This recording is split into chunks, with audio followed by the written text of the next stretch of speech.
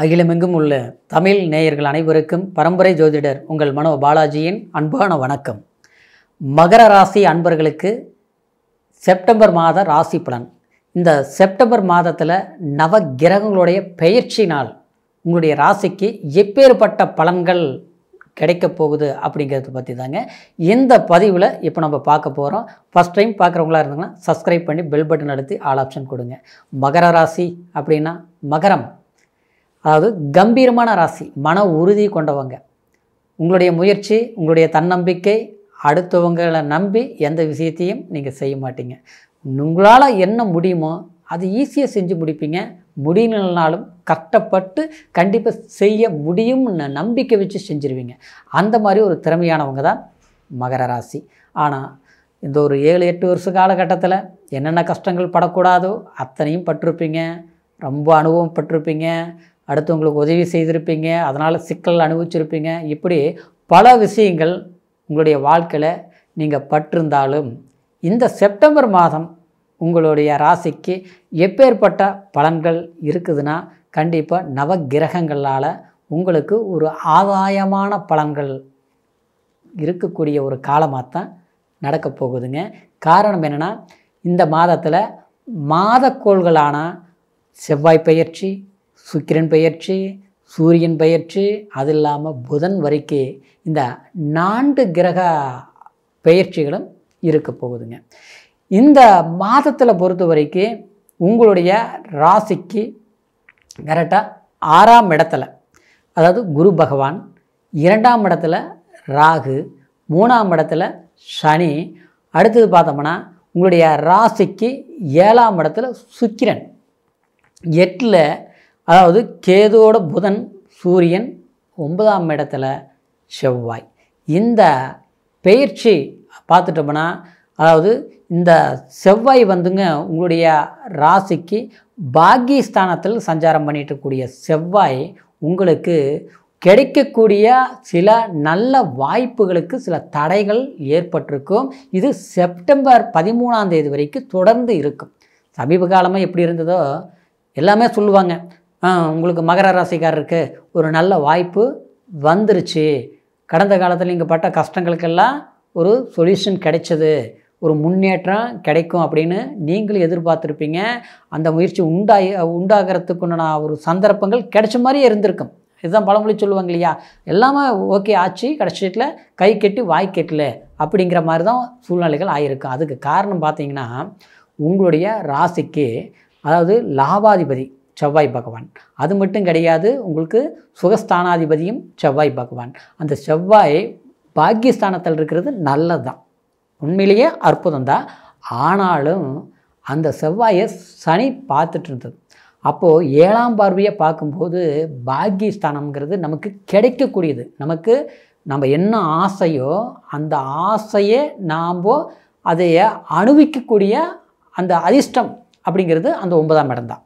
ஆனால் அந்த ஆசைகள் இருந்தாலும் அதை அனுபவிக்க முடியாத சில தடைகள் உருவானதுக்கு காரணம் 3ஆம் இடத்துல இருக்கக்கூடிய சனி, முயற்சி ஸ்தானத்தில் இருக்கக்கூடிய சனி, அதாவது நம்மளுடைய மனசை அப்படியே இறுக்கி பிடிச்ச மாதிரி பட்டு கரெக்டாக அந்த பாக்கியஸ்தானத்தை பார்க்கும்போது அது நமக்கு அந்த இடம் கெட்டு போச்சு அப்படின்னா நடக்க வேண்டியது கிடைக்கல, அந்த வாய்ப்புகள் சரியாக பயன்படுத்த முடியல அப்படிங்கிற ஒரு சூழ்நிலை உண்டாயிருக்கும். இது இன்னும் குறிப்பாக சொல்லப்போனால் தகப்பன் அப்படின்னா அப்பார் சம்மந்தப்பட்டதில், அப்பாருக்கு உடம்பு சரியில்லாமல் போகிறது, மருத்துவ செலவு பண்ணுறது, இல்லை அப்பார் சம்பாரித்து வச்ச சொத்து, ஏதாவது வீடு, அதில் சில பிரச்சனைகள் கொடுக்கறது, அடுத்தவங்களால் தொந்தரவுகள் வர்றது, இல்லை அந்த இடத்துல இருந்ததுனால எனக்கு பிரச்சனைகள் ஆகிப்போச்சு, ஊருக்கு போனதுனால சில என்னவோ அன்னையிலேருந்து கொஞ்சம் சரியில்லை, இப்படிலாம் வர்றதுங்க.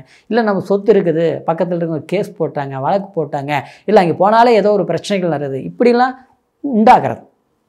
அதனால் அந்த 13ஆம் தேதி பார்த்தோம்னா 10ஆம் இடத்துக்கு செவ்வாய் வந்துடுதுங்க. அப்போது லாபாதிபதி 10ஆம் இடத்துக்கு வரும்போது தொழில் வளம் பெறும். 13ஆம் தேதியிலேருந்து செப்டம்பர் 13ஆம் தேதியிலேருந்து தொழில் அற்புதமான வளர்ச்சி அடையும். இன்னொன்று பார்த்தோம்னா உங்களுடைய ராசிக்கு 8ல் போய் புதன் மறைஞ்சிருச்சு, பாக்கியாதிபதி. அது ஒரு பலவீனம். அது கேதோடு சேர்ந்ததுனால தேவையில்லாத, அதாவது விரயங்கள் அதிகரிச்சிருக்கும், செலவுகள் அதிகரிச்சிருக்கும். அதாவது இன்னும் குறிப்பாக சொல்ல போனோம்னா எதிர்பாராத செலவுகளில் உண்டாக்கியிருக்கும். அது அடுத்து உங்களுக்கு ஒரு ஜாமீன் கையெழுத்து போட்டு நான் சிக்கிட்டேன், அடுத்தவங்களுக்கு பணம் கொடுத்து ஏமாந்துட்டேன், அடுத்தவங்களை நம்பி வேலையை கொடுத்து கடைசி அந்த வேலையை சொதப்பிட்டாங்க, கடைசியில் இப்போ நான் கெட்ட பேர் வாங்கிட்டேன், இப்படிலாம் வர்றதுங்க. சரிங்களா? இந்த மாதிரிலாம் உண்டாயிருக்கு. அந்த புதனும் பார்த்துட்டோம்னா 15ஆம் தேதி, அதாவது உங்களுடைய பாக்கியஸ்தானத்துக்கு சஞ்சாரம் பண்ணுறது அற்புதமான பலம். ஏன்னா அந்த பாக்கியஸ்தானத்தில் புதன் வந்து ஆட்சி பலம் அடைய போகிறாரு, உச்ச பலம் பெற போகிறாரு. சரிங்களா? அப்போது உங்களுக்கு அதாவது சில விளையாட்டுத் துறையில் இருக்கிறவங்க, அடுத்து பார்த்தோம்னா கொஞ்சம் அரசாங்க வேலையில் இருக்கக்கூடியவங்க, ஒரு ப்ரொமோஷன் அப்படின்னா ஒரு பதவி உயர்வு கிடைக்கிறது, உங்களுக்கு ஒரு பட்டங்கள் கிடைக்கிறது, உங்களுடைய உழைப்பை மற்றவங்க உணர்றது, புரிஞ்சுக்கிறது, அந்த மாதிரி சந்தர்ப்பங்கள் அமையும். காரணம் என்னென்னா, அதாவது அந்த ஒரு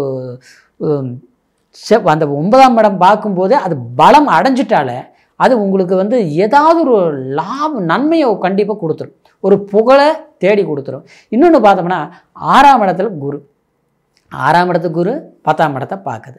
அப்போ தொழில் ஸ்தானம் கண்டிப்பாக நல்லாயிருக்கு. அந்த இடத்துக்கு செவ்வாய் வேறு போயிடுது இல்லைங்களா? அதாவது காவல்துறை, அப்புறம் பார்த்தோம்னா விளையாட்டுத்துறை, அப்புறம் வந்து ஆராய்ச்சித்துறை, இன்னும் பார்த்தோம்னா ஒரு மெடிக்கல் சம்மந்தப்பட்ட துறையில் இருக்கக்கூடியவங்களுக்கு, இரும்பு இயந்திர வண்டி வாகனங்கள் சம்மந்தப்பட்ட கட்டுமான சம்மந்தப்பட்ட தொழிலில் வேலை செய்யக்கூடியவங்களுக்கெல்லாம் அபரிவிதமான ஒரு உற்சாகம் கண்டிப்பாக கிடைக்கும். அதுவும் எப்போ கிடைக்கும்னா இந்த செப்டம்பர் 13ஆம் தேதிக்கு பிறகு கண்டிப்பாக மாறுதல்கள் உண்டாகும். இந்த மாதிரி ஒரு சந்தர்ப்பங்கள் இருந்தாலும் 2ஆம் இடத்துல இருக்கக்கூடிய ராகுனால் கொஞ்சம் கவனம் தேவை தான். ஏன்னா ராகுங்கிறது தனஸ்தானத்தில் ராகு உட்காந்துருச்சு. அப்போ பார்த்தோம்னா திடீர்னு ஆசை வார்த்தைகள் மற்றவங்க சொல்கிறது, இதில் இன்வெஸ்ட்மெண்ட் பண்ணுங்கள், ஒத்தைக்கு டிபிள் மடங்கு ஆகும், இந்த மாதிரி இடத்துக்கு போங்க, இந்த வேலையை செய்யுங்க, அங்கே பயங்கரமாக இருக்குது அப்படின்னு ஆசை காட்டுறது அடுத்தவங்க, அதை நம்பி நம்ம மோசம் போகிறது. ஏன்னா ராகுங்கிறத ஒரு மாய கிரகம். சரிங்களா? அந்த இடத்துல தனஸ்தானத்தில் போய் உட்காந்துருச்சு.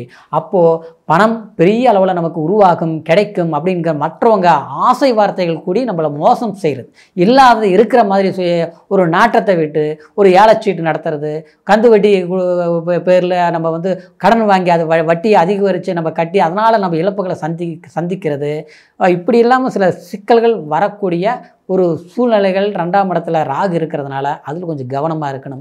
ஆனால் இருந்தாலும் பெரிய பாதிப்புகள் வராது, எச்சரிக்கையாக இருந்தால். காரணம் குரு 9ஆம் பார்வையாக 2ஆம் இடத்தை பார்க்குது, அதனால் அது லாப குருவாக செயல்படும். இருந்தாலும் அந்த இடம் கொஞ்சம் கவனம் தேவை. 3ஆம் இடத்துல சனி.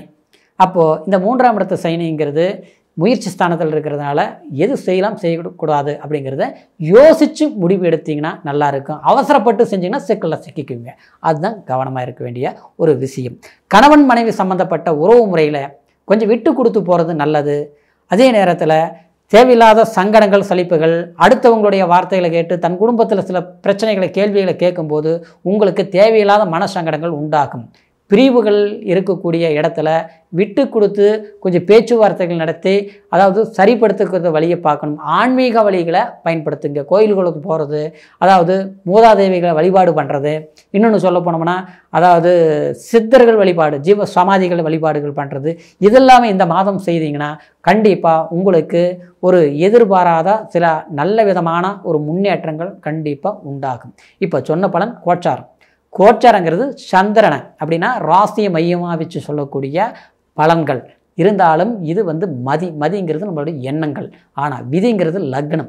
லக்னத்தில் அதை வச்சு தான் ஒருத்தருடைய வாழ்க்கையில் எந்த தசாபுத்தி நடக்குது, இந்த காலகட்டத்தில் என்ன நடக்குங்கிறது முழுமையான பலன்கள் தெரிஞ்சுக்க முடியும். அப்படிங்கிறதுனால உங்களுடைய பிறப்பு ஜனன ஜாதகத்தை ஒரு முறை பார்த்துக்குங்க. இது வரைக்கும் பார்க்காமல் இருந்தீங்கன்னா, நம்மக்கிட்ட பார்க்கணும்னு நீங்கள் நினச்சிங்கன்னா கீழே இருக்கிற நம்பருக்கு ஃபோன் பண்ணி பிறந்த தேதி, நேரம், ஊர் 3ஐயும் தெரியப்படுத்தி உங்களுடைய ஜாதக பலன்களை முழுமையாக கேட்டு தெரிஞ்சுக்கிட்டு இனி வரக்கூடிய காலத்தை சரியாக பயன்படுத்துங்க. உங்களுடைய வாழ்க்கை ஒரு முன்னேற்றமான காலமாக அமையணும் அப்படிங்கிற ஒரு வாழ்த்துக்களோட அடுத்த பதிவில் சந்திக்கிற வரைக்கும் நன்றி, வணக்கம்.